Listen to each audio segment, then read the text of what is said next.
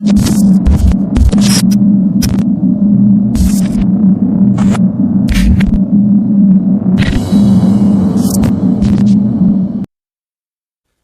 दोस्तों, स्वागत है आपका डार्क वर्ल्ड हॉरर पे। आज मैं आप लोगों के लिए लेकर आया हूँ जंगल की डरावनी कहानियाँ। आज की कहानियाँ एक क्लासिक पुराना हॉरर नोवेल के ऊपर बेस्ड है जिसका नाम है द रुइंस। ये बुक 2006 में शायद रिलीज हुआ था। इसमें क्या होता है कि 4 अमेरिकन टूरिस्ट मेक्सिको के जंगल में एक अनजान आदमी के साथ एक प्राचीन मंदिर में घूमने जाते हैं और धीरे धीरे उनकी छुट्टियां एक बुरे सपने में बदल जाता है। ये कहानी बहुत ही लंबी है, इसलिए मैंने इसे समराइज करके कुछ पार्ट्स में डिवाइड किया है।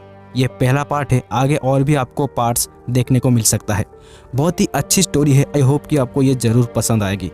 तो ज़्यादा टाइम ना वेस्ट करते हुए आज की स्टोरी को शुरू करते हैं।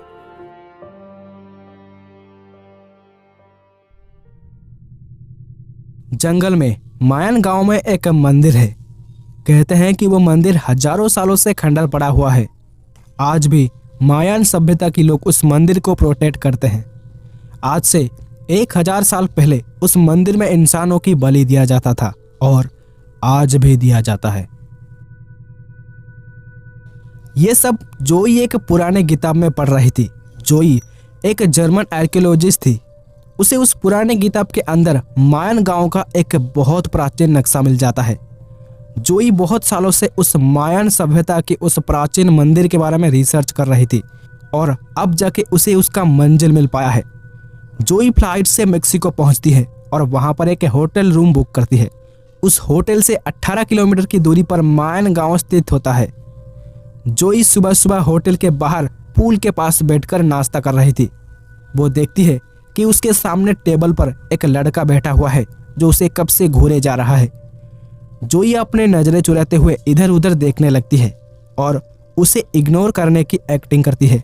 और तभी वो लड़का जोई के पास आकर उसके सामने उसकी टेबल पर बैठ जाता है और जोई से कहता है, हाय, आई एम हेनरिक। और तुम? जोई कहता है, मैं जोई एंडरसन। जो कहना है जल्दी बताओ, मुझे कहीं जाना है। और फिर हेनरिक कहता है, जोई, तुम्हारी जैसे खूबसूरत लड़के इस पूल के पास अकेला क्यों बैठा है? क्या तुम किसी का इंतजार कर रही हो? जोई बोली, हाँ, तुमने सही कहा, मैं किसी का इंतजार कर रहा हूँ, लेकिन वो अब तक आया नहीं है। लगता है मुझे अकेले जाना पड़ेगा उस जंगल में। और फिर हेनरिक कहता है, तुम मेक्सिको की जंगल में अकेले जाना चाहती हो? वैसे तुम चाहो तो मुझे साथ लेकर जा सकती हो। एक बात बताओ, तुम जंगल में क्यों जाना चाहती हो? यहाँ पर तो छुट्टियां बिताने के लिए और भी बहुत सी अच्छी अच्छी जगह हैं। जोई बोली, हेलो मिस्टर, मैं यहाँ हॉलिडे पर नहीं हूँ। मुझे एक प्राचीन मंदिर ढूंढना है जो मायन गांव में कहीं जंगल में छुपा हुआ है। और फिर हेनरिक बोला, ओह, अब समझ आया, तुम एक आर्कियोलॉजिस्ट हो। अब तो तुम्हारे साथ जंगल में घूमने का और भी ज़्यादा मजा आएगा। वैसे उस प्राचीन मंदिर में क्या है? कहीं कोई खजाना तो नहीं छुपा है? जोई बोली, ये तो तुम्हें वहां जाकर ही पता चलेगा। वहां पर जोई और हेनरिक बातों बातों में दोनों एक अच्छे दोस्त बन जाते हैं और फिर हेनरिक अपने भाई के जीप लेकर जोई के साथ निकल पड़ता है मायन सभ्यता की उस प्राचीन मंदिर को ढूंढने। दोनों नक्शे के जरिए जंगल में एक रास्ते के मोड़ पर रुक जाते हैं और वो दोनों देखते हैं कि उस रास्ते की साइड में पुराने टूटा हुआ एक जीप पहले से लगा हुआ है। जीप की हालत देखकर लगता था कि जो भी उस जीप को यहाँ पर छोड़कर गया है वो उसे लेने वापस नहीं लौटा। जोई और हेनरिक वहाँ पर अपने जीप को साइड में लगाते हैं क्योंकि आगे रास्ता बंद था। हेनरिक जोई से कहता है, अब क्या? कहाँ है तुम्हारा प्राचीन मंदिर? अब तो आगे भी नहीं जा सकते, रास्ता खत्म हो गया है। जोई बोली, नक्शे के मुताबिक हम लोग मंदिर के बहुत ही करीब हैं, शायद यहाँ से पैदल ही जाना पड़ेगा। वहां से 2-3 किलोमीटर चलने के बाद उन्हें एक जंगल के बीच से होता हुआ एक खुफिया रास्ता मिलता है और उसके बाद उन दोनों को मायन सभ्यता की वो प्राचीन मंदिर दिख जाता है। मंदिर को अपने सामने देखते हुए जोई खुशी से हेनरिक को किस करती है और कहती है, फाइनली हमें मिल गया, कितना खूबसूरत है ना। हेनरिक जोई को एक अजीब नजरों से देखते हुए कहता है, खूबसूरत? क्या तू मजाक कर रही हो? ये तो खंडर है और ये मंदिर कम और पिरामिड ज़्यादा लग रहा है। जोई उसे कहती है, जो भी हो, आज मेरी जिंदगी की मकसद पूरा हुआ। कब से मैं इस दिन की इंतजार कर रही थी। मेरी सालों की मेहनत आज रंग लाई है। चलो चलो जल्दी से अब इसके ऊपर चलते हैं, नहीं तो अंधेरा हो जाएगा। वो खंडर दिखने में पिरामिड की जैसा ही था और उसके चारों तरफ एक अजीब जंगली पौधे का लता उस मंदिर को चारों तरफ से घेरा हुआ था। वो मंदिर दूर से फूलों से सजा हुआ एक ट्रायंगल की तरह था। उसकी ऊपरी हिस्सा नुकीला था। जोई और हेनरिक मंदिर के ऊपर बने सीढ़ियों के जरिए ऊपर चढ़ने लगते हैं। जब वो दोनों ऊपर पहुंचते हैं तब उन्हें दिखाई देता है कि ऊपर एक छोटा सा टूटा फूटा कैंप सेटअप किया हुआ है और ऊपर से मंदिर के नीचे जाने के लिए एक बड़ा सा होल बनाया गया है। उस होल के ऊपर एक रस्सी झूल रहा है जो नीचे मंदिर के अंदर तक जाती है। मतलब यहाँ पर पहले भी लोग आ चुके हैं। हेनरिक जोई से कहता है, जोई शायद तुम अकेले नहीं हो जो इस मंदिर को ढूंढा है। देखो ये सब, ये कैंप, ये रस्सी, हमसे पहले भी यहाँ पर लोग आ चुके हैं। याद है हम रास्ते में एक पुराना जीप देखा था। शायद उस जीप से यहाँ पर कोई आया था, लेकिन क्या वो वापस लौटा? सूरज ढलने लगा था और शाम हो गया था। जोई हेनरिक को कहा, आज रात हमें यहीं पर रुकना होगा। कल सुबह होते ही रोशनी में हम मंदिर के अंदर जाएंगे। वो दोनों रात में उस मंदिर की चोटी पर कैंप लगाया और रात में करने लगे। जब सुबह की पहली किरण उस मंदिर की चोटी पर पड़ा तब जोई उस होल से एक रस्सी के जरिए मंदिर के अंदर गई। हेनरिक ऊपर से उस रस्सी को पकड़ा हुआ था। जोई के हाथ में एक लैंप थी क्योंकि मंदिर के अंदर बहुत अंधेरा था। जोई की कदम जब मंदिर की जमीन को छुआ तब जोई रस्सी को छोड़ दिया। हेनरिक ऊपर से जोई को आवाज दे रहा था, जोई तुम नीचे पहुंचे कि नहीं? तुम दिख नहीं रहे हो। जोई बोली, ओके मैं पहुंच गई। हेनरिक कहा, ज्यादा टाइम मत लगाना। जोई बोली, ओके मैं सुन रहा हूं। हेनरिक ऊपर धूप में बैठा हुआ था। जोई को मंदिर के अंदर जाते हुए आधा घंटा हो चुका था। हेनरिक को कुछ गड़बड़ लगा। जैसे जैसे सूरज की किरणों की तापमान बढ़ता जा रहा था उसकी बॉडी में हर जगह खुजली होने लगी थी। शुरुआत में तो उसे इतना फील नहीं हुआ, लेकिन कुछ देर बाद उसकी बॉडी की हर एक हिस्से में खुजली होने लगा। हेनरिक को बहुत इरिटेट लगा। उसने अपनी शर्ट उतारकर जमीन पर फेंक दिया और उस होल के पास जाकर जोई को आवाज देने लगा।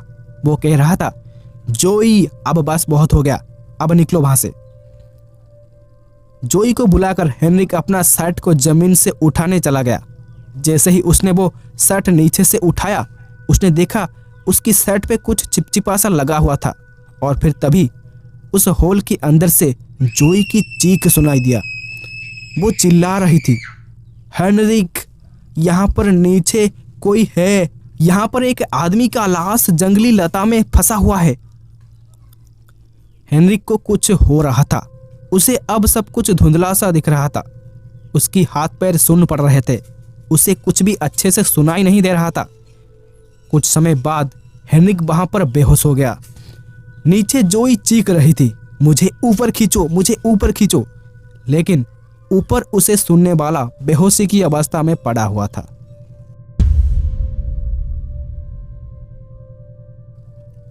वहां पर हेनरिक की बड़ा भाई माथिया उसे होटल में हर जगह ढूंढ रहा था। वो उसे ढूंढते ढूंढते पूल में उसे एक इयररिंग्स मिलता है। उसने सामने देखा 4 अमेरिकन टूरिस्ट, वो लोग उस इयररिंग्स को पानी में ढूंढ रहे थे। माथिया उनके पास गया और उस रिंग को दिखाते हुए कहा, हे गाइस, क्या तुम लोग इसे ढूंढ रहे हो? तब एक लड़की आमी बोली, हाँ यही है वो, तुम्हें कहाँ से मिला? माथिया बोला, यही ऊपर टेबल के पास पड़ा हुआ था। तब जेफ एमी की बॉयफ्रेंड कहा, थैंक गॉड तुम्हें यह मिल गया, नहीं तो ये मेरा सर खा जाती। आमी और जेफ एक कपुल्स थे और उनके साथ एरिक और स्टेसी नाम की एक और कपुल उनके साथ में थे। वो चारों मेक्सिको में छुट्टियां बिताने आए थे। वो चारों माथिया से बातें करने लगे। माथिया उन्हें कहा कि उसकी छोटा भाई हेनरिक 2 दिनों से एक लड़की के साथ एक प्राचीन मंदिर के तलाश में गया, जंगल में गया है, लेकिन वो अब तक वहां से लौटा नहीं है। उनकी फ्लाइट 2 दिनों की बाद है।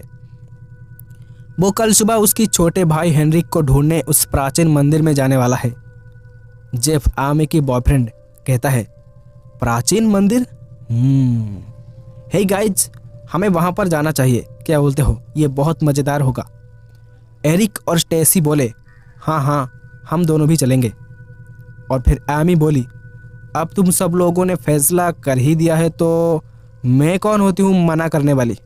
और फिर जेफ कहता है, कम ऑन आमी, ये हम दोनों के लिए सबसे यादगार छुट्टियां होगा, हमें ये पल हमेशा याद रहेगा। वो चारों अमेरिकन्स अब माथिया के साथ जंगल में उस मंदिर में जाने का फैसला कर लिया था, लेकिन आमी को वहां पर जाने का बिल्कुल भी मूड नहीं था। माथिया बोला, ठीक है गाइज, कल सुबह ही मैं यहाँ से निकलूंगा, तुम लोग सब तैयार होकर रहना। और फिर आमी बोली, ठीक है, हम सब आ जाएंगे, लेकिन आज बीच की पार्टी पर कौन जा रहा है? सबने वहां पर हाँ में सर हिलाया। अब माथिया की दोस्ती उन चारों अमेरिकन से हो चुका था। वो चारों और माथिया उस रात बीच पर पार्टी कर रहे थे। पार्टी में सब लोग शराब की नशे में धुन थे। पार्टी के बाद सब लोग बीच पर एक एक शराब की बोतल पकड़कर इकट्ठे बैठे एक दूसरे की बुराई कर रहे थे। एमी को कुछ ज्यादा ही नशा चढ़ गई थी। वो नशे में सबको कह रही थी, जेफ जब डॉक्टर की पढ़ाई करने शहर चला जाएगा तब वो किसी और से शादी कर लेगी। जेफ ये सुनकर उसे कहता है, एमी बोल दो कि तुम ये मजाक में कह रही थी। एमी बोली, नहीं, मैं सीरियस हूँ। जेफ गुस्से में बोला, एमी तुमने आज बहुत शराब पी लिया, अब चलो बेड पर जाने का समय हो गया है। एमी बोली, नहीं, मुझे तुम्हारे साथ डांस करनी है अभी। जेफ गुस्से में वहां से सोने चला गया, क्योंकि उसे कल सुबह माथिया के साथ उस प्राचीन मंदिर में जाना था। एमी जेफ को गुस्से में जाता हुआ देख उसने कहा, देख लेना, मैं सच में तुम्हें छोड़कर चली जाऊंगी। आमी ये सब जेफ को जलाने के लिए कर रही थी, क्योंकि वो नहीं चाहती थी कि जेफ उसे छोड़कर डॉक्टर की पढ़ाई करने बाहर जाए। आमी नशे में माथिया के पास जाकर उसे अपने साथ जबरदस्ती डांस करने को कहता है। स्टेसी और एरिक ये दोनों वहां पर बैठकर इन दोनों की ड्रामा देख रहे होते हैं। आमी नशे में माथिया के साथ डांस करते वक्त माथिया को किस कर लेता है। जैसे ही आमी कुछ ज्यादा ही हॉर्नी होने लगती है, तब स्टेसी जाकर वहां पर उन दोनों को रोक लेता है। ये सब ड्रामा खत्म होता है और फिर सुबह होता है। सवेरे सवेरे सब लोग तैयार होकर माथिया के पास पहुंचते हैं। माथिया अपने भाई का छोड़ा हुआ नक्शे की एक कॉपी को पकड़कर उन चारों अमेरिकन्स का इंतजार कर रहा होता है। माथिया के साथ उसकी भाई हेनरिक का एक दोस्त उन्हें ज्वाइन करता है, जिसका नाम दिमित्री होता है। 2 जर्मन्स और 4 अमेरिकन्स उस मंदिर की तलाश में निकल पड़ते हैं। उन्हें रास्ते में एक टैक्सी वाला मिलता है। माथिया उस टैक्सी को रोकते हुए उसे पूछता है, भाई साहब, मायान गांव चलोगे? माथिया उस टैक्सी ड्राइवर को नक्शे में मार्क किया हुआ जगह को दिखाता है। टैक्सी ड्राइवर मैप को देखते ही बोल पड़ता है, वहां पर मत जाओ साहब, वो जगह मनहूस है।